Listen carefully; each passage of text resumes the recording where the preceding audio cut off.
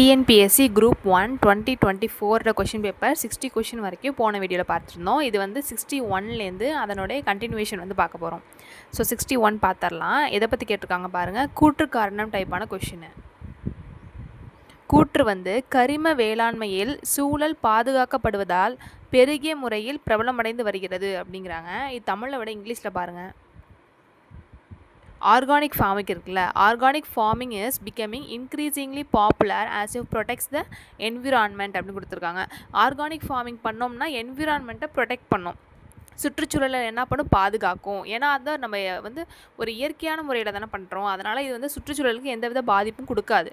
அதனால் இது வந்து என்விரான்மெண்ட்டை ப்ரொடெக்ட் பண்ணும், சுற்றுச்சூழலை பாதுகாக்கும் அப்படிங்கிறது கரெக்டு தான். கூற்று கரெக்டாக இருக்குது. காரணம் என்னென்னா, சுற்றுச்சூழல் அடிப்படையிலான பூச்சி கட்டுப்பாடுகள் மற்றும் விலங்கு கழிவுகள் மற்றும் நைட்ரஜனை நிலைநிறுத்தும் பயிர்களில் இருந்து பெறப்பட்ட உயிரியல் உரங்களை பயன்படுத்தும் இயற்கை வேளாண்மை அடிப்படையிலான விவசாய முறை இதுதான் வந்து அதற்கு காரணம் அப்படிங்கிறாங்க. நம்ம எல்லாமே ஒரு பூச்சிக்கொல்லிகள் தயாரிக்கிறதா இருக்கலாம், இல்லைனா உரங்கள் தயாரிக்கிறதா இருக்கலாம், எல்லாமே வந்து நம்ம இயற்கையாக தயாரிப்போம். இயற்கையான முறையில் நம்ம வந்து எதெல்லாம் வந்து பயோடிகிரேடபிளாக இருக்கும், மக்கக்கூடிய விஷயங்களாக இருக்கோ, சாப்பிட்டா அந்த பயிர்கள்லாம் சாப்பிட்டோம்னா நம்ம மனிதர்களும் எந்த விதமான நச்சுகளும் ஏற்படாமல் இருக்கும். அந்த மாதிரி பயிர்கள்லாம் வந்து சுற்றுச்சூழலுக்கு பாதுகாப்பு அளிக்குது. அதான் வந்து காரணமாகவும் கொடுத்துருக்காங்க. இங்கிலீஷில் organic farming based agricultural system that uses ecologically based pest controls and biological fertilisers derived from animal waste and nitrogen fixing cover crops அப்படிங்கிறது ஆப்ஷன் பி.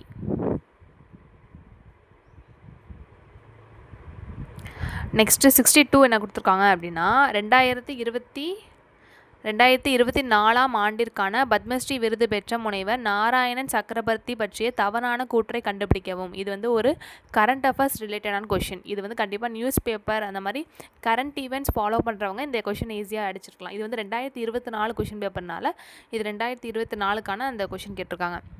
ஃபஸ்ட்டு இவர் மேற்கு வங்காளத்தை சேர்ந்தவர் அப்படிங்கிறாங்க. இதுக்கு வந்து கரெக்டு தான். அந்த நாராயணன் சக்கரவர்த்தி அப்படிங்கிற அந்த முனைவர் வந்து மேற்கு வங்காளத்தை சேர்ந்தவர், அது கரெக்டு. ரெண்டாவது என்ன கொடுத்துருக்காங்க, அவர் சுற்றுச்சூழல் சுகாதாரம் மற்றும் பாதுகாப்பு துறையில் குறிப்பிடத்தக்க பங்களித்தவர் அப்படிங்கிறாங்க. அதுவுமே கரெக்டு தான். சி வந்து அவரது ஆராய்ச்சி ஆர்சனிக் நச்சுத்தன்மையின் தீர்வு மற்றும் சிகிச்சையை முதன்மையாக கொண்டது அப்படிங்கிறாங்க. இதுவுமே கரெக்டு தான். சியும் கரெக்டாக தான் இருக்குது. டி பாருங்கள், அவர் 2024 ஆண்டிற்கான பத்மஸ்ரீ விருது மருத்துவத்துறையில் வழங்கப்பட்டது அப்படின்னு சொல்லி கொடுத்துருக்காங்க. அவருக்கு மருத்துவத்துறையில் அந்த ஒரு பத்மஸ்ரீ விருது கொடுக்கல, அவருக்கு அறிவியல் மற்றும் பொறியியல் துறையில் தான் அவருக்கான அந்த பத்மஸ்ரீ விருது கொடுத்துருக்காங்க. ஆனால் இங்கே என்ன மருத்துவத்துறைன்னு சொல்லி தப்பாக கொடுத்துருக்காங்க. இங்கிலீஷ்லேயும் அதான். ஆப்ஷன் ஏன்னு கொடுத்துருக்காங்க. He is from West Bengal. அவர் ஒரு மேற்கு வங்காளத்தை சேர்ந்த நபர், correct. He significantly contributed to the field of environmental health and safety, அதுவுமே வந்து correct. His research primarily focuses on remediation and treatment of arsenic poisoning, அதுவுமே கரெக்டு. டி மட்டும் தப்பாக இருக்குது. He had been conferred Padma Shri award 2024 in the field of medicine கிடையாது, science and engineering அப்படின்னு வரணும், அறிவியல் மற்றும் பொறியியலில்.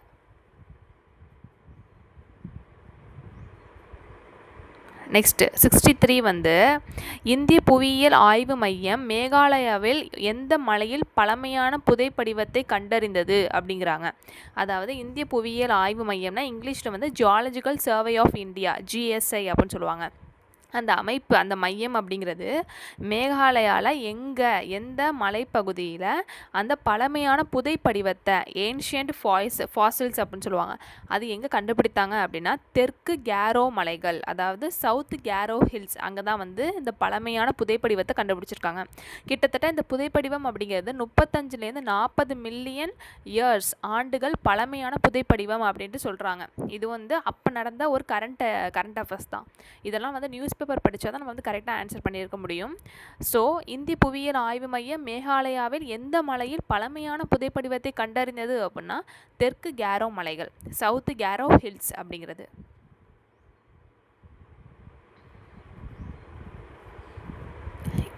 இதுவுமே science question. 64. Dust particles from thermal destruction of waste can be prevented from escaping into the air by using அப்படின்னா electrostatic பர்சிபிடேட்டர் அப்படிம்பாங்க. தமிழில் கழிவுப் பொருட்களின் வெப்ப அழிவிலிருந்து உருவாகும் தூசி துகள்களை டேஷ் மூலம் காற்றில் கலப்பதை தடுக்கலாம். அப்படின்னா எதன் மூலம் காற்றில் கலப்பதை தடுக்கலாம் அப்படின்னா மின்னிலை விரைவூக்கி அப்படிங்கிறது. இது இங்கிலீஷில் வந்து எலக்ட்ரோஸ்டாட்டிக் பர்சிபிடேட்டர்மாங்க, தமிழில் மின்னிலை விரைவூக்கி அப்படிம்பாங்க. இதுக்கு கிட்டத்தட்ட இந்த எலக்ட்ரோஸ்டாட்டிக் பர்சிபிடேட்டர் அப்படிங்கிறது கிட்டத்தட்ட 99%, அதாவது 99% காற்றில் உள்ள துகள்களை வந்து அகற்றிடும் அப்படிங்கிறாங்க. 99% காற்றில் உள்ள அந்த துகள்கள் தூசுகள் இதெல்லாம் வந்து அகற்றிடும், அந்த ஒரு ஆற்றல் அதுக்கு இருக்குது அப்படிங்கிறாங்க. ஸோ இதுக்கு ஆன்சர் எலக்ட்ரோஸ்டாட்டிக் பர்சிபிடேட்டர், மின்னிலை விரைவூக்கி. நெக்ஸ்ட் கொஷின், இதுவே ஜியாகிரஃபி கொஷின். பேரழிவுகளை அவற்றின் தொடர்புடைய பண்புகளுடன் சரியாக பொருத்தவும் அப்படிங்கிறாங்க. ஒவ்வொரு பேரழிவுகள் இந்த பக்கம் கொடுத்துருக்காங்க, இந்த பக்கம் அதோட பண்புகள் கொடுத்துருக்காங்க. ஃபஸ்ட்டு எரிமலை வெடிப்பு அப்படிங்கிறது பாறை குழம்புலேருந்து மேலே வர்றது தான் இந்த எரிமலை வெடிப்பு அப்படிங்கிறது. சூறாவளி அப்படின்னா கடுமையான காற்று ஏற்படும் போது சூறாவளி வரும். ஆழி பேரலை அப்படின்னா சுனாமி. அது எப்படி? கடலடி நிலநடுக்கம் இல்லைன்னா பிளவு. கடலுக்கு அடியில் ஒரு நிலநடுக்கம் ஏற்பட்டா இல்லை கடலுக்கு அடியில் ஒரு பிளவு ஏற்பட்டா அந்த நேரத்தில் இந்த ஆழி பேரலை அப்படிங்கிறது நிகழும். லாஸ்ட்டாக வறட்சி அப்படிங்கிறது பாலைவனம் ஆணுச்சுன்னா அங்கே வறட்சி அப்படிங்கிறது ஏற்படும். இந்த சி ஆப்ஷனில் ஆழி பேரலை கடலடி நிலநடுக்கம் பார்க்குறப்ப ஒரு இம்பார்ட்டண்டான விஷயமும் பார்க்கணும். அதாவது இந்த சுனாமி அப்படிங்கிறது 2004 டிசம்பர் 26 இந்தியாவில் ஏற்பட்டுச்சு. இந்த சுனாமி அப்படிங்கிறது வரலாற்றிலே ரொம்ப முக்கியமான சுனாமி. ஏன்னா கிட்டத்தட்ட மிகப்பெரிய உயிரிழப்புகள் இதில் வந்து இந்தியாவில் ஏற்பட்டுச்சு. குறிப்பிட்டு தமிழ்நாட்டில் அதிகமான உயிரிழப்புகள்.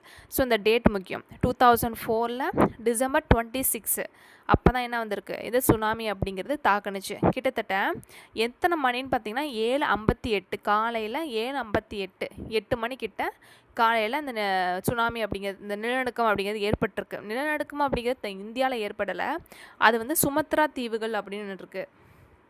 சுமத்ரா தீவுகள், அந்த சுமத்ரா தீவுகளில் வந்து இந்த நிலநடுக்கம் ஏற்பட்டது. அதோடைய தாக்கம் அப்படிங்கிறது தான் இந்தியாவில் சுனாமியாக ஏற்பட்டுச்சு. இது வந்து இந்தியாவில் மட்டும் சுனாமியாக ஏற்படலை, Thailand, Indonesia, India, Malaysia, Sri Lanka இந்த மாதிரி ஒரு 14க்கும் மேற்பட்ட நாடுகள் சொல்கிறாங்க. அந்த 14க்கும் மேற்பட்ட நாடுகளில் இந்த சுனாமி, இந்த பேரலை அப்படிங்கிறது ஏற்பட்டு நிறைய விபத்துகள், நிறைய உயிரிழப்புகள் அப்படின்னு ஏற்பட்டுச்சு. ஸோ இந்த டேட்டு முக்கியம். 2004 டிசம்பர் 26 அப்படின்னு வந்துச்சு. இது நிலநடுக்கம் ஏற்பட்ட சுமத்ரா தீவுகளில், ஆனால் அதோடைய தாக்கம் இந்த மாதிரி நாடுகளில் ஏற்பட்டப்போ இந்தியாவும் அதில் வந்து பாதிப்புக்குள்ளானுச்சு. 66 பார்த்தோம்னா, which are the following statements true about laterite soil, அதாவது சரளை மண் பற்றிய பின்வரும் கூற்றுகளில் எது சரியானது அப்படின்னு சொல்லி கேட்டிருக்காங்க. இதில் ஃபர்ஸ்ட் ஆப்ஷன் வந்து இந்த வார்த்தை கிரேக்க மொழியில் இருந்து வந்தது அப்படிங்கிறாங்க. இது வந்து கிரேக்க மொழியிலேருந்து இந்த லேட்ரைட் அப்படிங்கிற பேர் வரல, இது வந்து லத்தீன் மொழியிலேருந்து வந்தது. கிரேக்க மொழின்னு தப்பாக கொடுத்துருக்காங்க, லத்தீன் மொழியிலேருந்து வந்தது. அப்போ ஆப்ஷன் 1 வந்து தப்பாக இருக்குது. செகண்ட் ஆப்ஷன் வந்து this soil are rich in iron and aluminium, இதில் இரும்பு மற்றும் அலுமினியம் சக்தி அதிகமாக உள்ளது அப்படிங்கிறாங்க. கரெக்டு தான். இந்த சரளை மண், இந்த லேட்ரைட் சாயிலில் இரும்பு அப்புறம் அலுமினியம் இது வந்து அதிகமாக காணப்படுது. கரெக்டு. தேர்டு வந்து இது வந்து poor in nitrogen, potassium and Lime அப்படிங்கிறாங்க. இதில் நைட்ரஜன், பொட்டாசியம் மற்றும் சுண்ணாம்பு அந்த சத்து வந்து குறைவாக உள்ளது அப்படிங்கிறாங்க. அதுவுமே கரெக்டு தான். அதிகமாக இருக்கிறது இரும்பும் அலுமினியமும் இதில் அதிகமாக இருக்குது. ஆனால் கம்மியாக இருக்கிறதுன்னு பார்த்தோம்னா நைட்ரஜன், பொட்டாசியம், சுண்ணாம்பு இதெல்லாம் இதில் கம்மியாக இருக்குது. அப்படி பார்த்தோம்னா ஆப்ஷன் சி தான் வருது. 2, 3 கரெக்டாக இருக்குது. ஃபஸ்ட்டு மட்டும் தப்பாக இருக்குது. ஏன் தப்பாக இருக்குது? கிரேக்க மொழின்னு வராது, லத்தீன் மொழியில் தான் இந்த லேட்ரைட் அப்படிங்கிற அந்த லத்தீன் மொழியிலேருந்து தான் எடுத்திருக்காங்க. அதுவும் இல்லாமல் இந்த லேட்ரைட் சாயில், இந்த சரளை மண் அப்படிங்கிறது எந்த ப்ராசஸ் மூலியமாக உருவாகுது அப்படின்னா லீச்சிங். இந்த எது மூலியமாக உருவாகுது அப்படின்னா லீச்சிங் அப்படிங்கிற அந்த ப்ராசஸ் மூலியமாக தான் இந்த லேட்ரைட் சாயில், சரளை மண் உருவாகுது. நெக்ஸ்ட்டு இதுவுமே ஜியாகிரஃபி கொஷின். பின்வரும் இந்திய நதிகளுள் அதிக ஆற்றுப்படுகையை கொண்டது எது அப்படின்னு சொல்லி கேட்டிருக்காங்க. ஆற்றுப்படுகையை எது வந்து அதிகமாக கொண்டிருக்கு அப்படின்னா இந்தியாவில் ஃபஸ்ட்டு கங்கை நதி தான் வந்து அதிகமான ஆற்றுப்படுகைகள் கொண்டது. அதாவது லார்ஜஸ்ட் பேசின் கொண்டது. ஆனால் இங்கே என்ன கேட்டிருக்காங்க, இந்த ஆப்ஷனில் எது வந்து அதிகமாக இருக்குன்னு கேட்டிருக்காங்க. இந்த ஆப்ஷனில் பார்த்தோம்னா கோதாவரியில் தான் அதிகமான ஆற்றுப்படுகைகள் காணப்படுது. ஆனால் இந்தியாவில்னு பார்த்தோம்னா ஃபஸ்ட்டு கங்கை தான் இருக்குது. ஆனால் ஆப்ஷன்லன்னு பார்த்தா கோதாவரி. ஃபஸ்ட்டு வந்து ஆற்றுப்படுகைகள் அதிகமாக இருக்கிறது கங்கையில், அதுக்கப்புறம் செகண்ட் இடத்துல தான் கோதாவரி அப்படிங்கிறது இருக்குது.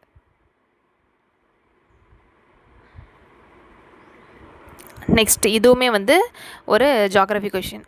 நார்வெஸ்டர்ஸ் 50 சென்டிமீட்டர் மழைப்பொழிவை டேஷ் இடத்தில் தருகிறது அப்படின்னா எங்கே தருகிறது அப்படின்னா அஸ்ஸாமில் தான் இந்த நார்வெஸ்டர்ஸ் அப்படிங்கிற இந்த ஒரு மழைப்பொழிவு 50 சென்டிமீட்டர் மழைப்பொழிவாக நார்வெஸ்டர்ஸ் அஸ்ஸாம் மாநிலத்தில் தருகிறது.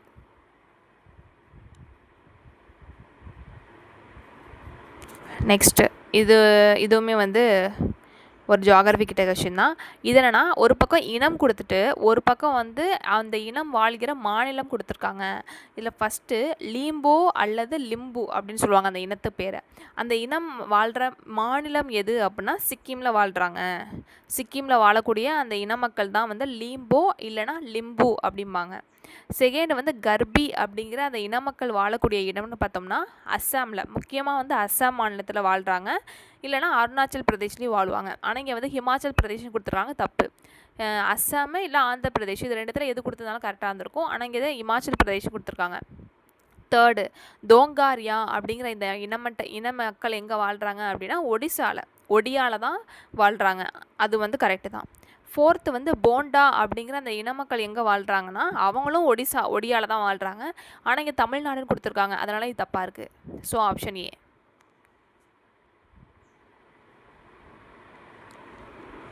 நெக்ஸ்ட்டு இதுவுமே வந்து இது என்னென்னா, தாக்கினி இலக்கியம் குதுப்ஷாஹி சுல்தான் டேஷால் ஆதரிக்கப்பட்டது அப்படின்னு கேட்டிருக்காங்க. இந்த தாக்கினி லிட்ரேச்சர் சொல்லுவாங்க. தாக்கினி இலக்கியம் அப்படிங்கிறது குதுப்ஷாஹி சுல்தான் கோல்காண்டை சேர்ந்தவ அந்த குதுப்ஷாஹி அப்படிங்கிற சுல்தானால தான் ஆதரிக்கப்பட்டுச்சு. ஓகேவா?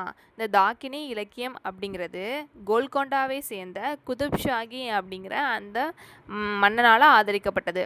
இது வந்து தாக்கினி இலக்கியம் அப்படிங்கிறது எதை சம்மந்தப்பட்டதுன்னா அந்த சூஃபிசம் சொல்லுவாங்க, அந்த சிந்தனைகள், அப்புறம் பக்தி, அதோட கவிதைகள் அதெல்லாம் கொண்டது தான் இந்த தாக்கினி இலக்கியம், இந்த தாக்கினி லிட்ரேச்சர் அப்படிங்கிறது. Option A.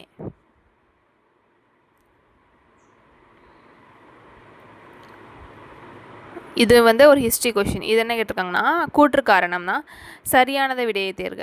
கூற்று வந்து பாமன் ஷா மிக சரியாக தாக்குதல் தொடுத்து வாராங்கல் மற்றும் ரெட்டி அரசுகளான ராஜமுந்திரி, கொண்டவீடு ஆகியன மீது அதிக ஆதிக்கம் செலுத்தி ஆண்டுதோறும் திரை செலுத்தி வந்தார்ல செலுத்த வைத்தார்னு வந்திருக்கணும். அங்கே வந்து தப்பாக ஸ்பெல்லிங் மிஸ்டேக் கொடுத்துருக்காங்க. ஸோ திரை செலுத்த வைத்தார் அப்படின்னு வந்திருக்கணும். ஓகேவா? பாமன் ஷா அப்படிங்கிற அந்த அரசர் வந்து சரியான தாக்குதல் கொடுத்து வாராங்கல் அப்புறம் ரெட்டி அரசுகளில் யார் யார் வருவானா ராஜமுந்திரி, கொண்டவீடு அவங்களாம் வருவாங்க. அந்த அரசெல்லாம் என்ன பண்ண வச்சார்னா அந்த திரை அப்படிங்கிறது செலுத்த வச்சார் அப்படிங்கிறாங்க. காரணம் வந்து இது அடிக்கடி போர்கள் ஏற்பட வழிவகுத்தது. இந்த மாதிரி செலுத்த வச்சதுனால தான் அடிக்கடி இவங்களுக்குள்ள நிறைய மோதல்கள், நிறைய போர்கள் அப்படிங்கிறது ஏற்படக்கு வழிவகுத்துச்சு அப்படிங்கிறாங்க. ஸோ வந்து கூற்றும் கரெக்டு, காரணம் கரெக்டு. கூற்று காரணத்துக்கான சரியான விளக்கம். நெக்ஸ்ட் இதுவுமே வந்து ஒரு ஹிஸ்ட்ரி கொஷின். இதில் என்னென்னா, மராட்டிய பேரரசின் 2வது நிறுவனர் யார் அப்படின்னு சொல்லி கேட்டிருக்காங்க. அந்த மராட்டிய பேரரசை நிறுவனது சிவாஜி, அது வந்து தெரிஞ்ச விஷயம். ஆனால் 2வது அப்படின்னா கேட்டாங்கன்னா பாலாஜி விஸ்வநாத் அப்படின்ட்டு. இது வந்து இவரை பற்றி பார்க்குறப்ப இந்த ஒரு மராத்தா கிங்டம் பற்றின ஒரு விஷயம் பார்க்கணும். இந்த பாலாஜி விஸ்வநாத் அப்படிங்கிறவர் யார் அப்படிங்கிறது நான் ஒரு ஹிஸ்ட்ரி இருக்குது. அதுக்கு முன்னாடி இந்த டயக்ராம் என்னென்னா, சிவாஜி இருக்கார்ல, சிவாஜியோட பையன்க 2 பேர் இருக்காங்க. சிவாஜிக்கு பசங்க 2 பேர். ஒருத்தவன் பேர் வந்து சாம்பாஜி, இன்னொருத்தவர் பேர் வந்து ராஜாராம். அந்த சாம்பாஜியோட பையன் பேர் ஷாகு.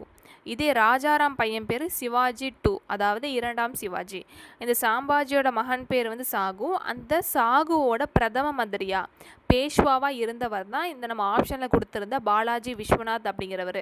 ஸோ சாம்பாஜியோட பையன் சாகு, அந்த சாகுவோட பிரதம மந்திரியா பேஷ்வாவாக இருந்தவர் அவர் தான் யார்? ஒரு பாலாஜி விஸ்வநாத் அப்படிங்கிறவர். ஒரு பிரைம் மினிஸ்டர் மாதிரி அப்படின்னு சொல்லி வச்சுக்கலாம். ஸோ வந்து இவர் தான் என்ன பண்ணியிருப்பார், அந்த சாகுவோட அந்த மராட்டா கிங்டம் முடிகிற மாதிரி தருவாயில் இருந்திருக்கும். ஆனால் பாலாஜி விஸ்வநாத் தான் 2வது முறையாக அந்த மராட்டிய பேரரசை வந்து இன்னும் வளர்க்குறதுக்கு ஆரம்பிப்பார். ஸோ பாலாஜி விஸ்வநாத் இவர் பார்த்திங்கன்னா 1713 பேஷ்வாவாக இருப்பார். 1713 இவர் தான் மராட்டிய பேரரசின் 2வது நிறுவனர்.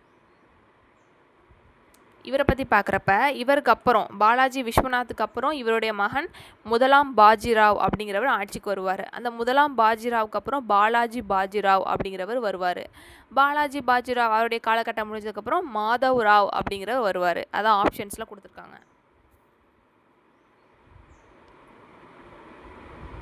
Next question. இதில் நான் அக்பரோட கான்குவெஸ்ட், அக்பரின் படையெடுப்பு வெற்றிகளை வந்து காலவரிசைப்படுத்த சொல்லியிருக்காங்க. இது என்னென்னா, ஃபஸ்ட்டு இந்த காஷ்மீர் அப்படிங்கிற இடத்த வந்து அவர் எப்போ கைப்பற்றுவார் அப்படின்னா 1586 அந்த ஆண்டு தான் அக்பர் வந்து கைப்பற்றியிருப்பார். இதே காபுல் அப்படிங்கிற இடத்த 1585 வந்து கைப்பற்றியிருப்பார். கந்தஹர் அப்படிங்கிற இடத்த 1595 கைப்பற்றியிருப்பார். இதே அகமது நகர் அப்படிங்கிற இடத்த 1600 அகமது நகர் அப்படிங்கிற இடத்த வந்து கைப்பற்றியிருப்பார். இதுபடி வரிசைப்படுத்தணும்னா ஃபஸ்ட்டு காபுல் அப்படிங்கிறது வரும் 1585, அடுத்தது காஷ்மீர் வரும் 1586, அடுத்தது கந்தஹர் வரும் 1595, லாஸ்ட்டாக அகமது நகர் வரும் 1600 அப்படிங்கிறது.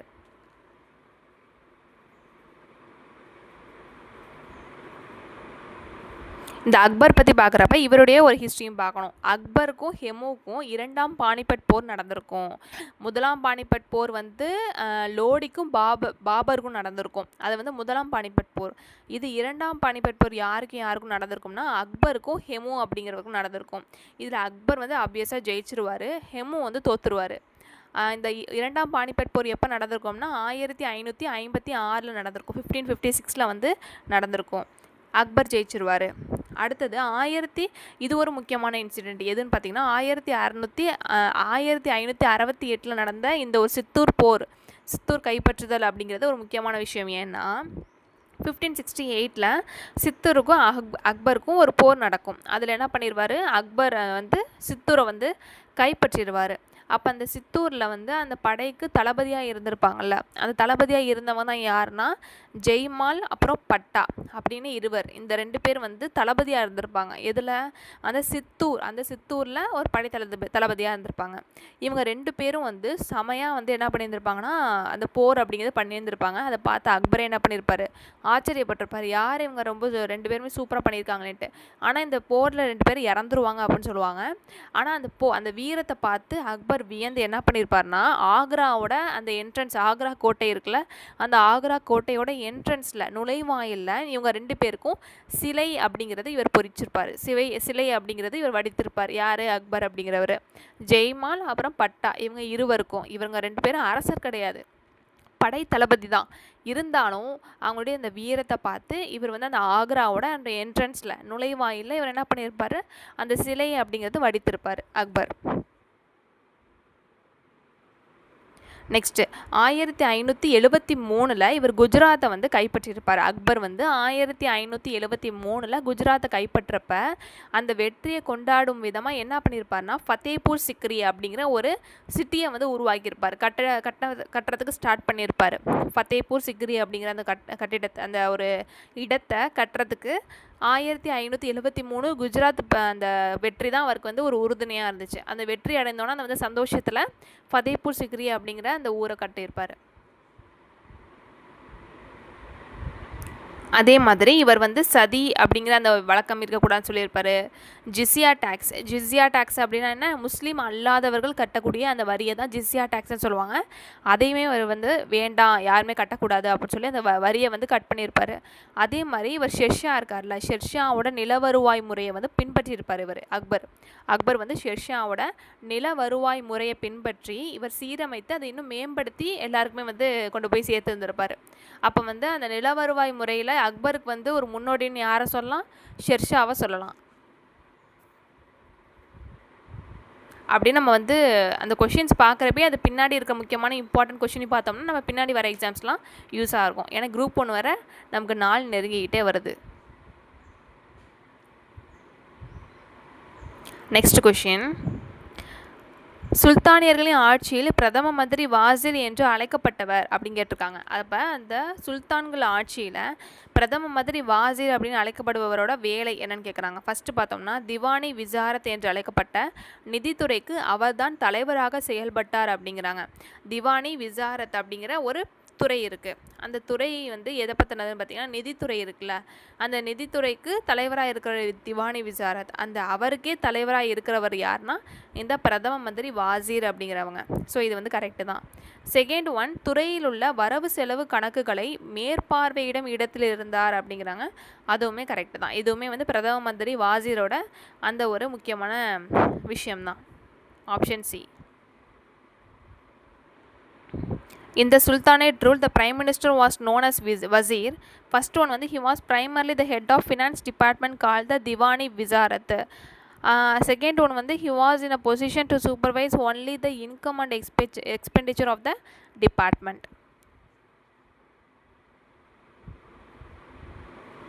நெக்ஸ்ட்டு இது வந்து ஆத்தர்ஸ் கேட்டிருக்காங்க. ஒரு பக்கம் வந்து எழுதினவங்க, இன்னொரு பக்கம் வந்து அவங்க எழுதின புக்ஸ், நூல்லாம் கொடுத்துருக்காங்க.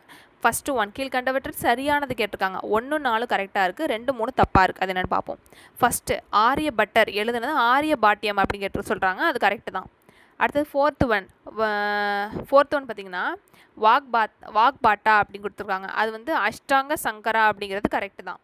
ஃபஸ்ட்டு 4 கரெக்டாக இருக்குது. செகண்ட் வந்து வராக மிகிரர் அப்படின்னு சொல்லி கொடுத்துட்டு ஹாஸ்யாயு வேதா அப்படின்னு சொல்லி கேட்டிருக்காங்க. ஹாஸ்யாயு வேதா வராது, பிருஹத் சமிதா வரும். அந்த வராக மிகிரர் எழுதின அந்த புக்ஸ் பேர் வந்து 3 இருக்குது.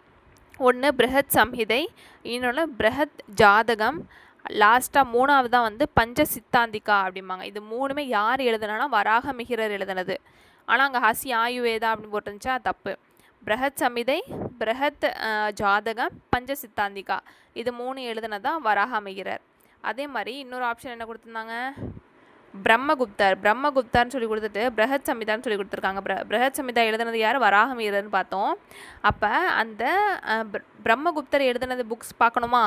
அந்த பிரம்மகுப்தர் எழுதின புக்ஸ் பேர் என்னென்னா பிரம்மஸ்புத சித்தாந்தம் அப்படிங்கிறது எழுதியிருக்காரு. அதே மாதிரி கண்ட காத்தியகம் அப்படிங்கிற அந்த புக்குமே இவர் தான் எழுதியிருக்காரு, நூலையும். ஓகேவா, பிரம்மகுப்தர் அப்படிங்கிறவர் தான் பிரம்மஸ்புத சித்தாந்தம் அப்படிங்கிறது எழுதியிருக்காரு. கண்ட காத்தியகம் அப்படிங்கிற புக்குமே இவர் தான் எழுதியிருக்காரு. அப்புறம் ஹஸ்யாயுவேதான்னு சொல்லி வராகி மிகிரன் கொடுத்துருந்தாங்களே, ஆனால் அந்த ஹஸ்யாயுவேதா எதை எழுதியிருக்காருன்னு பார்த்தீங்கன்னா பாலகாப்பியர் தான் ஹஸ்யாயுவேதா எழுதியிருக்காரு. ஓகேவா, வராக மிகிரர் எழுதலை, பாலகாப்பியர் தான் ஹஸ்யாயுவேதா அப்படிங்கிற அந்த புக்கை எழுதியிருக்காரு.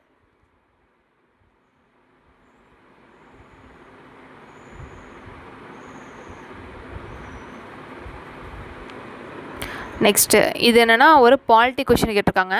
மாநில தகவல் ஆணையம் பற்றிய கீழ்கண்ட கூற்றுகளில் கவனி, தவறானது எதுன்னு கேட்டிருக்காங்க. இதில் வந்து 1, 4 தான் தவறாக இருக்குது. ரெண்டாவது வந்து 2, 3 கரெக்டாக இருக்குது. என்னென்னா ஃபஸ்ட்டு என்னென்னா ஆணையம் ஒரு தலைமை ஆணையர் மற்றும் 5க்கு மிகாமல் தகவல் ஆணையர்களை கொண்டிருக்க வேண்டும் அப்படின்னு கொடுத்துருக்காங்களா, அது தப்பு. 5 கிடையாது, 10ன்னு வரணும். இந்த ஆணையம் ஒரு தலைமை ஆணையர் மற்றும் 10க்கு மிகாமல் தகவல் ஆணையர்களை கொண்டிருக்க வேண்டும் அப்படின்னு தான் வந்திருக்கணும். செகண்ட் ஒன் கரெக்டு தான். மாநில தகவல் ஆணையர்கள் பணியில் அமர்த்தப்பட்ட பிறகு மீண்டும் மறு நியமனத்திற்கு தகுதியுடையோர் அல்ல அப்படிங்கிறாங்க. அதுவுமே கரெக்டு தான். தேர்ட் ஒன், மாநில தகவல் ஆணையரை ஆளுநர் பதவி நீக்கம் செய்ய முடியும் அப்படிங்கிறாங்களா, அதுவுமே கரெக்டு தான். ஆனால் ஃபோர்த் ஒன் பாருங்கள், மாநில தகவல் ஆணையத்துக்கு ஆணையர்களை பரிந்துரைக்கும் குழுவில் மாநில உயர்நீதிமன்ற தலைமை நீதிபதியும் ஒரு உறுப்பினர் சொல்லி கொடுத்துருக்காங்க. ஆனால் தப்பாக இருக்குது, அவர் வர மாட்டார். அதாவது மாநில உயர்நீதிமன்ற தலைமை நீதிபதி அப்படிங்கிறவர் அந்த குழுவில் பரிந்துரைக்கப்பட மாட்டார். ஆனால் அங்கே கொடுத்துருக்காங்களா, அதுவும் தப்பாக இருக்குது. 1, 4 தப்பு, 2, 3 கரெக்டாக இருக்குது. இங்கிலீஷில் பாருங்கள். The commissioner consists of chief information commissioner and not more than 10 information commission அப்படின்னு வரணும். Second one, state information commissioners are not eligible for reappointment. Correct. The governor can remove the state information commissioner. Correct. High Court Chief Justice இதில் வராது. So option 4 தப்பாக இருக்குது, 1 தப்பாக இருக்குது. Next இதுவுமே வந்து ஒரு பாலிட்டி கொஷினு. மாநில மனித உரிமை ஆணையம் மனித உரிமை மீறல்கள் தொடர்பான மீறல்களை விசாரிக்க கீழ்கண்ட பட்டியலில் இருந்து மேற்கொள்ளலாம். எந்த பட்டியலிலிருந்து? மாநில மற்றும் பொது பட்டியலிலிருந்து மேற்கொள்ளலாம். ஓகேவா? A state human rights commission inquires into violations of human rights related to list enumerated in state லிஸ்ட்டில் உள்ளதையும் கன்கரண்ட் லிஸ்ட்டில் உள்ளதையும் அவங்க என்ன பண்ணிக்கலாம், அவங்க அந்த ஒரு விசாரணை பட்டியலில் உள்ளதை விசாரிக்கலாம். ஓகே, இந்த ஸ்டேட் ஹியூமன் ரைட்ஸ் கமிஷனை பற்றி பார்க்குறப்ப இது எப்போ ஆரம்பித்தாங்கன்னு பார்க்கணுமா? இது எப்போ ஆரம்பித்தாங்கன்னா 1993 ஆரம்பிச்சிருக்காங்க. இது எந்த ஆக்ட் படி ஆரம்பிச்சிருக்காங்கன்னா protection of human rights act 1993 அப்படின்னு ஒரு சட்டம் இருக்குது. அந்த சட்டத்தின்படி தான் இந்த ஒரு கமிஷன், இந்த ஒரு ஆணையம் அப்படிங்கிறத அமைச்சிருக்காங்க. அதுவுமே ரொம்ப முக்கியமான ஒரு கொஷின் தான்.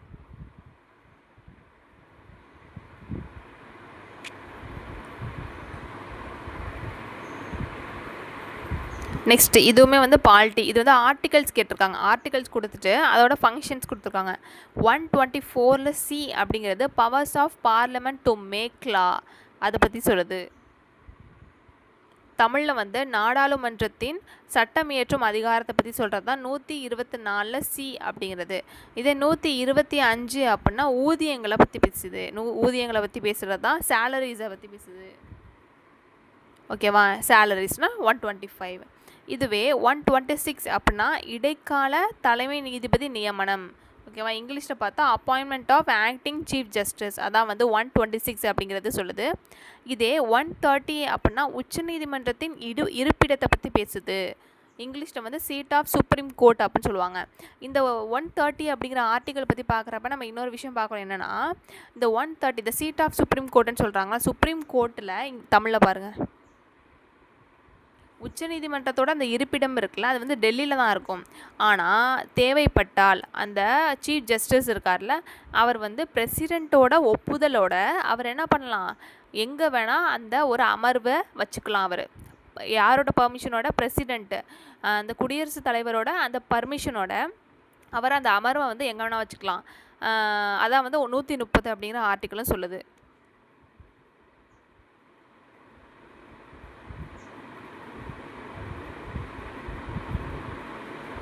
அடுத்தது பின்வரும் ஆணையங்களை வந்து வரிசைப்படுத்த சொல்லியிருக்காங்க. பின்வரும் ஆணையங்களை அதன் அமைப்பின் கால வரிசைப்படி வரிசைப்படுத்த சொல்லியிருக்காங்க. இதை பார்த்தோம்னா ஃபஸ்ட்டு முதல் நிர்வாக சீர்திருத்த ஆணையம் அப்படின்னு சொல்லுவாங்க. ஃபஸ்ட்டு அட்மினிஸ்ட்ரேட்டிவ் ரீஃபார்ம்ஸ் கமிஷன் சொல்லுவாங்க, இல்லைனா ஃபஸ்ட்டு ARC அப்படின்னு சொல்லுவாங்க. இது எப்போ நிறுவியிருக்காங்க? 1966 1966. இதே ராஜமன்னார் குழு அப்படிங்கிறது 1969.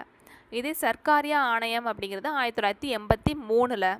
இதே பூஞ்சி ஆணையம் அப்படிங்கிறது 2007. இது எல்லாமே எதை பற்றினதுன்னா சென்டர் ஸ்டேட் ரிலேஷன், மத்திய மாநில உறவுகள் பற்றின ஒரு ஆர்டிகல்ஸ் தான் வந்து இது. கமிஷன், ஆணையம், அதுதான் வந்து இது எல்லாமே மத்திய மாநில அந்த ஒரு ரிலேஷன் பற்றின உள்ள இதுதான். அதெல்லாம் இதில் ரொம்ப முக்கியமான இது. முதல் நிர்வாக சீர்திருத்த ஆணையம்னா 1966. முதல் நிர்வாக சீர்திருத்த ஆணையம்னா 1966 பார்க்குறோம். அப்போ இரண்டாவது நிர்வாக சீர்திருத்த ஆணையம்னு கொஷினில் கேட்டால் என்ன பண்ணுறது? அப்போ ரெண்டாவது நிர்வாக சீர்திருத்த ஆணையம் எப்போ அமைச்சிருக்காங்கன்னா 2005. ஃபஸ்ட்டு 1966, ஆனால் ரெண்டாவது எப்போ அமைச்சிருக்காங்க அப்படின்னா 2005.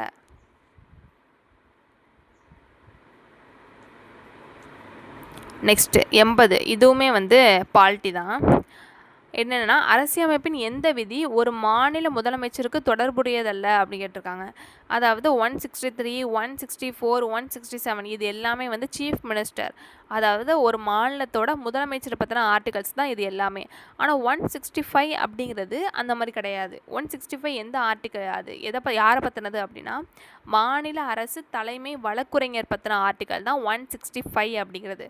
இங்கிலீஷில் வந்து அட்வொகேட் ஜெனரல் ஆஃப் இந்தியா அப்படின்னு சொல்லுவாங்க. அவரை பற்றின ஆர்டிக்கல் தான் 165 அப்படிங்கிறது. அதே வந்து அட்வொகேட் ஜெனரல் ஆஃப் இந்தியானா 165, இதே வந்து அட்டார்னி ஜெனரல் ஆஃப் இந்தியானா 76. ஓகேவா? இது வந்து ரெண்டுமே ரொம்ப முக்கியம். 165 அப்படின்னா அட்வொகேட் ஜெனரல் ஆஃப் இந்தியா, 76 அப்படின்னா attorney general of India. Next question, இதுவுமே வந்து ஒரு பாலிட்டி கொஷின் தான். என்ன கேட்டிருக்காங்கன்னா பாராளுமன்றம் என்னும் சொல் பேசு என்று பொருளடக்கிய பார்லே என்னும் டேஷ் சொல்லிலிருந்து பெறப்பட்டது அப்படிங்கிறாங்க. இங்கிலீஷில் பாருங்கள், the word parliament is derived from the dash word parler which means to talk அப்படின்னு. அந்த பார்லிமெண்ட்டில் அந்த பார்லி அப்படிங்கிற அந்த வேர்டு இருக்குல்ல, அது வந்து எந்த மொழியிலேருந்து எடுத்திருக்காங்கன்னு கேட்டிருக்காங்க. French word. இது வந்து ஒரு ஃப்ரெஞ்சு மொழியிலேருந்து எடுக்கப்பட்டது தான் இந்த பார்லி அப்படிங்கிறது. ஓகேவா? அந்த பார்லி அப்படிங்கிறது ஃப்ரெஞ்சு மொழியில் என்ன மீனிங்காக பேசு அப்படின்னு அர்த்தமா. இங்கிலீஷில் டாக், பேசு அப்படிங்கிறது தான் வந்து பார்லி அப்படின்னு சொல்லுவாங்க. ஸோ வந்து ஃப்ரெஞ்ச் வேர்டு, இது ஃப்ரெஞ்சு மொழியில் உள்ள வேர்டு. நெக்ஸ்ட்டு 82 என்ன கேட்டிருக்காங்கன்னா, first one, president of India is elected by the system of indirect election. Direct election வராது. அதாவது பிரசிடெண்ட் ஆஃப் இந்தியா, குடியரசுத் தலைவர் எப்படி நியமனம் பண்ணுறாங்க? அவரை வந்து நேர்முக தேர்தல் மூலயமா நியமனம் பண்ணல, மறைமுக தேர்தல் மூலயமா தான் அவரை நியமனம் பண்ணுறாங்க. ஆனால் என்ன கொடுத்துருக்காங்க? நேர்முக அப்படின்னு சொல்லி கொடுத்துருக்காங்க. அது தப்பாக இருக்குது. ஃபஸ்ட்டு ஸ்டேட்மெண்ட் அப்போ தப்பு.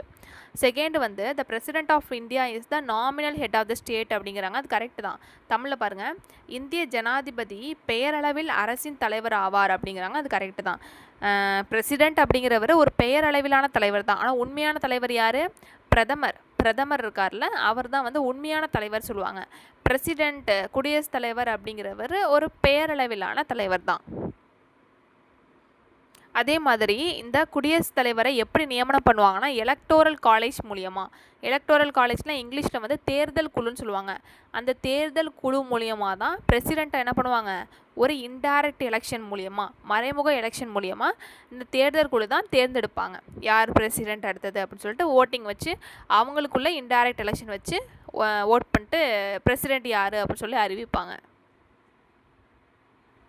உண்மையான தலைவர் யாருன்னா பிரதமர் தான், பிரசிடெண்ட் கிடையாது, குடியரசுத் தலைவர் கிடையாது. நெக்ஸ்ட் இதுவுமே வந்து பாலிட்டி கொஷின் தான். என்ன கேட்டிருக்காங்க? Who called the directive principles of state policy as a manifesto of aims and aspiration. அதாவது அரசு நெறிமுறை கொள்கைகளை நோக்கங்கள் மற்றும் விளைவுகளின் அறிக்கை என அழைத்தவர் யார் அப்படின்னு சொல்லி கேட்டிருக்காங்க. கேசி வியர் அப்படிங்கிறவர் தான் இந்த ஒரு ஸ்டேட்மெண்ட் சொல்லியிருக்காரு. எதை பார்த்து? டிபிஎஸ்பின்னு சொல்லுவாங்கள்ல, directive principles of state policy. அதை பார்த்து இந்த ஒரு ஸ்டேட்மெண்ட் நோக்கங்கள் மற்றும் விளைவுகளின் அறிக்கைன்னு சொன்னவர் யாருன்னா கேசி வியர் தான் சொல்லியிருப்பார். அதுவும் இல்லாமல் இங்கே எழுதியிருக்கான் பாருங்கள், ரொம்ப முக்கியமான விஷயம் என்னென்னா, அரசோட கடமைகளை சொல்லுவது எதுனா DPSP, directive principles of state policy வந்து அரசோட கடமைகளை சொல்லுது. இதுவே மக்களோட கடமைகளை சொல்கிறது எது? ஃபண்டமெண்டல் டியூட்டிஸ், அடிப்படை கடமைகள் வந்து மக்களுடைய கடமைகளை சொல்லுது. இதுவே அரசோட கடமை சொல்லுது டிபிஎஸ்பி. இதுவுமே தெரிஞ்சு வச்சுக்கணும். நெக்ஸ்ட் இதுவுமே வந்து பாலிட்டி தான். என்ன கேட்டிருக்காங்க? அடிப்படை கடமைகள் பற்றிய கூற்றுகளை கருதுக, தவறானது எதுன்னு சொல்லி கேட்டிருக்காங்க. இதில் வந்து 1, 4 தப்பாக இருக்குது, 2, 3 கரெக்டு. என்னன்னா, அடிப்படை கடமைகளில் பொது சொத்துக்களை பாதுகாத்தல் வரும். அதே மாதிரி இந்தியாவின் வளமான பாரம்பரியத்தை பேணி காத்தல் அதுவுமே வரும். ஆனால் ஃபஸ்ட்டு வரிகளை செலுத்துதல் அப்படிங்கிறது அடிப்படை கடமைகளில் வராது. அதே மாதிரி 4th ஒன்று கொடுத்துருக்காங்களா, தேர்தல்களின் வாக்களித்தல், அதுவுமே வந்து அடிப்படை கடமைகளில் வராது. ஆனால் வந்து வரும்னு சொல்லி கொடுத்துருக்காங்க. ஓகேவா? அதே மாதிரி பொது சொத்துக்களை பாதுகாத்தல் அப்படிங்கிறது எந்த ஆர்டிக்கல்னா 51A F அப்படிங்கிற ஆர்டிக்கல் தான் பொது சொத்துக்களை பாதுகாத்தல் அப்படிங்கிறது.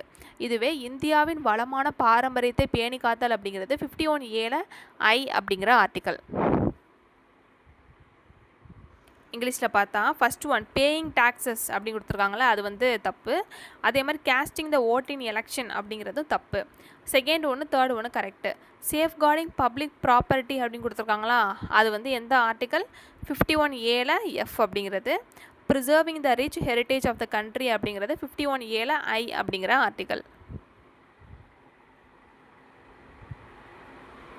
இந்த ஃபண்டமெண்டல் டியூட்டிஸ் அடிப்படை கடமைகள் பற்றி பார்க்குறப்ப முக்கியமான விஷயம் என்னென்னா, மொத்தம் அடிப்படை கடமைகள் எத்தனை இருக்குன்னா 11 விதமான அடிப்படை கடமைகள் இருக்குது. ஓகே, இதில் இந்த கான்ஸ்டியூஷன் அரசியலமைப்பு அமைக்கிறப்ப நம்ம கான்ஸ்டியூஷன் அரசியலமைப்பில் ஒரு ஃபண்டமெண்டல் டியூட்டிஸ் அடிப்படை கடமைகள் அப்படிங்கிறது கிடையவே கிடையாது. அப்போ ஸ்டார்டிங்கில் கிடையவே கிடையாது. எப்போ வந்து இதை வந்து இன்சர்ட் பண்ணாங்க, எப்போ உருவாக்குனாங்க அப்படின்னா 42வது சட்ட திருத்தம் 1976 இருக்குல்ல, அதில் தான் என்ன பண்ணாங்கன்னா ஒரு 10 விதமான ஃபண்டமெண்டல் டியூட்டிஸ் அடிப்படை கடமைகளில் இன்க்ளூட் பண்ணாங்க. ஃபஸ்ட்டு ஒரு 10 ஒரு அடிப்படை கடமைகளை 1976 42வது சட்டத்திருத்தத்தின்படி இன்க்ளூட் பண்ணாங்க. அதுக்கப்புறம் 11வது சட்டத்திருத்தம் இருக்குல்ல, லாஸ்ட் த ஒன்லி ஒன், அதை வந்து எப்போ இன்க்ளூட் பண்ணாங்கன்னா 86வது சட்டத்திருத்தம் 2002 தான் 11வது அந்த அடிப்படை கடமையை வந்து இன்க்ளூட் பண்ணாங்க. அந்த 11வது அடிப்படை கடமை எதுனா 51A அப்படிங்கிறது தான் அந்த லாஸ்ட் ஒன். அது என்ன சொல்லுதுன்னா 6லேருந்து 14 வயதுக்குட்பட்ட குழந்தைகளுக்கு வந்து அந்த பேரண்ட்ஸ், அந்த பெற்றோர்கள் இல்லைன்னா அந்த குழந்தைகளை யார் பாதுகாக்கிறாங்களோ அவங்க வந்து கட்டாயமாக அவங்க கல்வி அப்படிங்கிறது கொடுக்கணும் அப்படிங்கிறது இந்த 51A அப்படிங்கிறது வலியுறுத்துது. ஓகேவா? அப்போ நம்ம கான்ஸ்டியூஷன் அரசியலமைப்பு அமைக்கிறப்ப இந்த அடிப்படை கடமை அப்படிங்கிறது இருந்துச்சா இல்லையா அப்படி கொஷின் கேட்டாங்கன்னா கிடையாது, இல்லை. அப்போ 1976 தான் என்ன பண்ணியிருக்காங்க, இன்க்ளூட் பண்ணியிருக்காங்க. ஸோ இந்த ஒரு கான்செப்டில் எப்படி வேணால் அவங்க ரவுண்ட் கட்டி கொஷின் கேட்கலாம். நம்ம எல்லாத்துக்குமே தயாராக இருக்கணும்.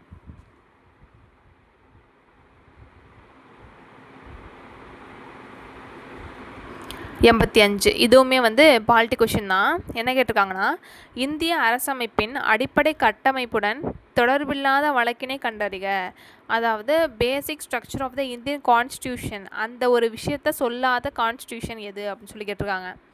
அடிப்படை கட்டமைப்போட தொடர்பில்லாது எது அப்படின்னா AK Roy versus Union of India 1982 வந்திருக்கும். அந்த கேஸ் வந்து இதோட தொடர்புடையாது.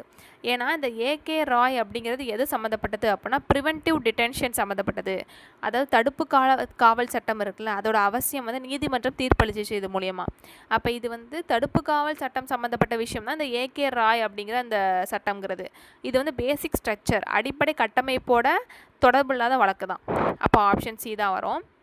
பாக்கி இந்த கேசவானந்த பாரதி கேஸு, அப்புறம் Minerva Mills case, Golaknath case, இது எல்லாமே வந்து இந்த அடிப்படை கட்டமைப்போட தொடர்புடைய கேஸ் தான். இந்த கேசவானந்த பாரதி கேஸுன்னு பார்த்தீங்கன்னா இது வந்து என்ன சொல்லியிருப்பாங்கன்னா, அந்த அடிப்படை கட்டமைப்பை வந்து எந்த விதமான அந்த அடிப்படை கட்டமைப்பு வந்து இருக்கும் தெரியுமா, பேசிக் ஸ்ட்ரக்சரை வந்து அந்த பாதிக்காத அளவுக்கு மாற்றலாம் அப்படின்னு சொன்னது தான் கேசவானந்த பாரதி கேஸ். இதே கோலக்நாத் கேஸில் என்ன சொல்லியிருப்பாங்கன்னா அதெல்லாம் மாற்றக்கூடாது அப்படின்னு சொல்லியிருந்திருப்பாங்க. இதுவே மினர்வா மில்ஸ் கேஸில் என்ன சொல்லியிருப்பாங்க அப்படின்னா நீங்கள் அதுக்குன்னு ஒரு லிமிட் இருக்குது, அந்த லிமிட் வரைக்கும் தான் மாற்ற முடியும் அப்படின்னு சொல்லியிருந்திருப்பாங்க. ஸோ இதுதான் இது. நீங்கள் இதை போட்டு குழப்பிக்க தேவையில்ல. என்னென்னா Kesavananda Bharati case, Minerva Mills case, Golaknath case, இது எல்லாமே என்னது அடிப்படை கட்டமைப்பு சம்மந்தப்பட்டது, பேசிக் ஸ்ட்ரக்சர் சம்மந்தப்பட்ட கேஸு. ஆனால் ஏகே ராய் வந்து ப்ரிவென்டிவ் டிடென்ஷன் சம்மந்தப்பட்டது. அந்த ஒரு விஷயம் மட்டும் ஞாபகம் வச்சுக்கலாம். அதே மாதிரி இயர்ஸுமே முக்கியம். அந்த இயர்ஸ் கொடுத்துருக்காங்களா, கேசவானந்த பாரதி கேஸ்னால் 1973, மினர்வா மில்ஸ்னால் 1860, ஏகே ராய்னா 1982, கோலக்நாத்னா 1967. இந்த இயர்ஸுமே ரொம்ப முக்கியம்.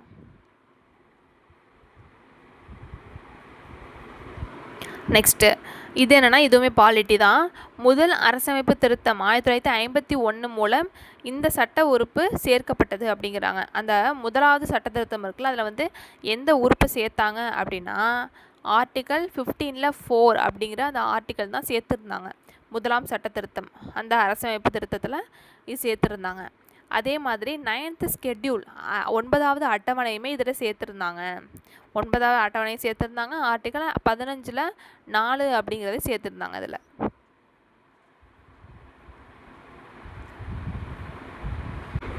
நெக்ஸ்ட் கொஷின் வந்து ஒரு ஸ்கீம் ரிலேட்டடான கொஷின். என்ன கேட்டிருக்காங்கன்னா, ஜனனி சுரக்ஷா யோஜனா தொடர்புடைய வாக்கியங்களை கருத்தில் கொண்டு சரியான விடையை தேர்ந்தெடுக்கவும் அப்படிங்கிறாங்க.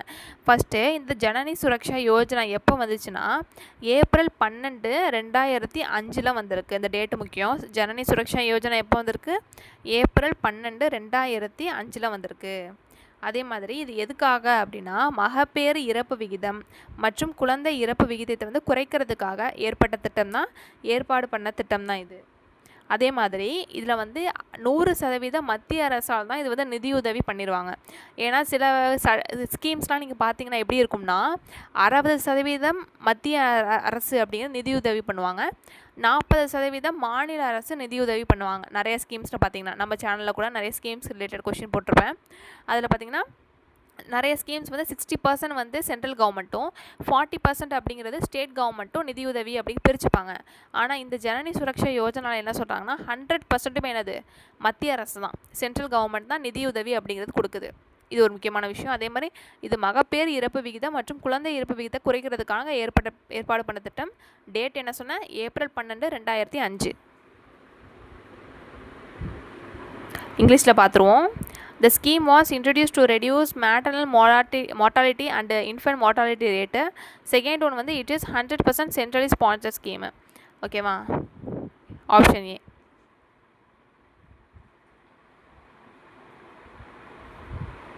நெக்ஸ்ட்டு இது என்னென்னா கிராம மின்மயமாக்குதல் என்பது இந்த திட்டத்தின் மூலமாக நடைபெற்று கொண்டு இருக்கிறது. எந்தெந்த திட்டத்திலலாம் வந்து கிராம மின்மயமாக்குதல் அப்படிங்கிற கான்செப்ட் அப்படின்னா ஃபஸ்ட்டும் தேர்டும் மட்டும்தான். தீன் தயாள் உபாத்யாய கிராம ஜோதி திட்டம் அப்படிங்கிறது இந்த கிராம மின்மயமாக்குதல் திட்டம் தான்.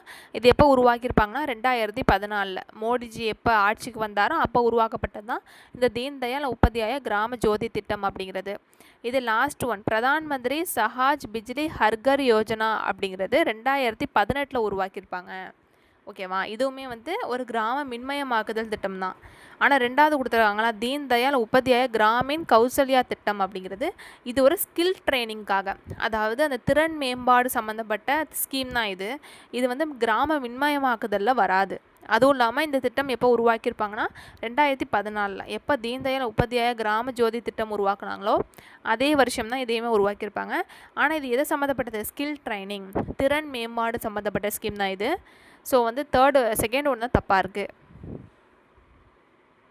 இங்கிலீஷில் பார்த்தா ரூரல் எலக்ட்ரிஃபிகேஷன் சொல்லுவாங்க. ஃபஸ்ட்டு இதுன்னா தீன் தயாள் உபாத்யாய கிராம ஜோதி Yojana correct. Pradhan Mantri சஹஜ் Bijli ஹர்கர் யோஜனாவும் correct. Second ஒன்று மட்டும் தப்பு.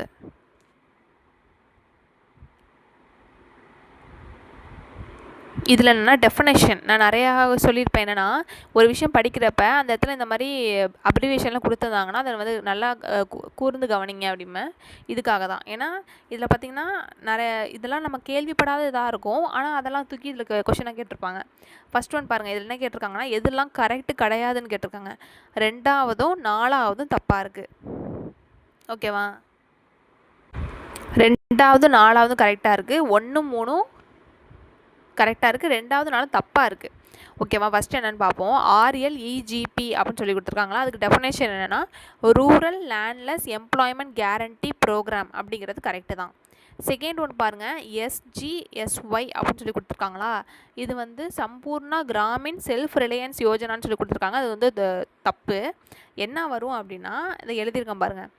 ஸ்வர்ண ஜெயந்தி கிராம் ஸ்வரோஸ்கர் யோஜனா அப்படிங்கிறது தான் கரெக்டான ஆன்சர். என்னது? ஸ்வர்ண ஜெயந்தி கிராம் ஸ்வரோஸ்கர் யோஜனா அப்படிங்கிறது தான் கரெக்டு. ஆனால் தப்பாக கொடுத்துருக்காங்க. தேர்ட் ஒன் பாருங்கள். CSRE அப்படின்னா central scheme for rural employment அப்படிங்கிறது கரெக்டு. லாஸ்ட் ஒன் இது வந்து NREGA. இது வந்து நிறையா பேருக்கு தெரியும் இந்த ஸ்கீமு. இதெல்லாம் கொடுத்துருக்காங்க. National rural education guarantee act வராது, எம்ப்ளாய்மெண்ட் கேரண்டி ஆக்ட். இது வந்து என்ன கொடுக்குறது? வேலை வாய்ப்பு கொடுக்குற திட்டம் தான். எஜுகேஷன் கல்வி கொடுக்குற திட்டம் கிடையாது. இது எம்ப்ளாய்மெண்ட்டு வேலை வாய்ப்பு கொடுக்குற திட்டம். அப்போ NREGA அப்படின்னா national rural employment guarantee act அப்படிங்கிறது தான் வந்திருக்கணும். இங்கே தப்பாக கொடுத்துருக்காங்க.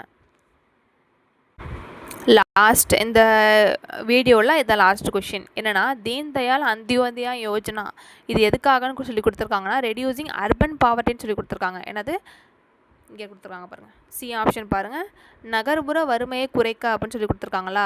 இது வந்து என்னென்னா இந்த தீன் தயாள் அந்தியோதயா யோஜனா இதோட சேர்த்து இந்த NULM அப்படிங்கிறத சேர்த்து வரும். NULM அப்படின்னா நேஷ்னல் அர்பன் லைவ்லிஹுட் மிஷன் அப்படிங்கிறது. இங்கே வந்து இதை சேர்த்து கொடுத்துருந்தாங்க அப்படின்னா இந்த ஆன்சர் அப்படிங்கிறது கரெக்டு. ஓகேவா? NULM அப்படின்னா இதுக்கு டெஃபினேஷன் படிச்சுக்கோங்க நல்லா. நேஷ்னல் அர்பன் லைவ்லிஹுட் மிஷன் அப்படிங்கிறது. இது எதுக்காக அப்படின்னா தீன் தயாள் அந்தியோதயா யோஜனா எதுக்காக அப்படின்னா திறன் மேம்பாடு அப்புறம் சுயதொழில் வாய்ப்புகள் வந்து உருவாக்குறதுக்காக. திறன் மேம்பாடு அப்புறமேட்டு சுயதொழிலெலாம் பண்ணுவாங்கள்ல, அந்த வாய்ப்புகள் அப்படிங்கிறது அதிகரிக்கணும் அப்படிங்கிறதுக்காக. இந்த ஸ்கீம் எப்போ வந்துச்சு அப்படின்னா 2013. ஓகே, இன்றைக்கான கொஷின்ஸ் வந்து இதோட முடிஞ்சிடுச்சு. நாளைக்கு வந்து இந்த கொஷின் 91லேருந்து நாளைக்கு கண்டினியூ பண்ணுவோம் அடுத்த வீடியோவில். தேங்க்யூ ஃபார் வாட்சிங்.